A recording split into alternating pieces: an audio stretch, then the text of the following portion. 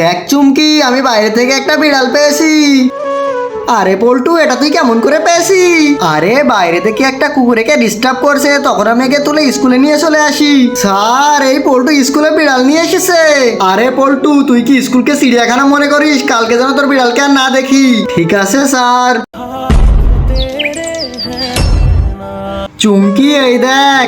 আরে পল্টু, তুই আজকেও একে নিয়ে এসেছি? হ্যাঁ চুমকি, একে ছাড়া আমি থাকতেই পারি না। কিন্তু একে খাওয়াস কি তুই? এই দেখ ওর লাঞ্চ। ঠিক আছে চল, একে খাওয়াই। আচ্ছা চল। এই নে, সবগুলো খাবার শেষ করে দে তো।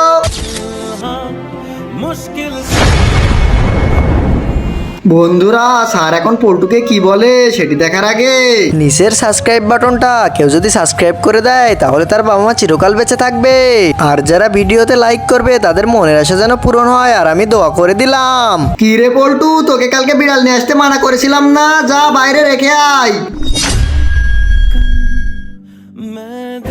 বন্ধুরা, এখন একে আমি ছেড়ে দিচ্ছি। তোমরা যদি একে আরো দেখতে চাও তাহলে ভিডিওতে লাইক এবং চ্যানেলটি সাবস্ক্রাইব করে রাখো।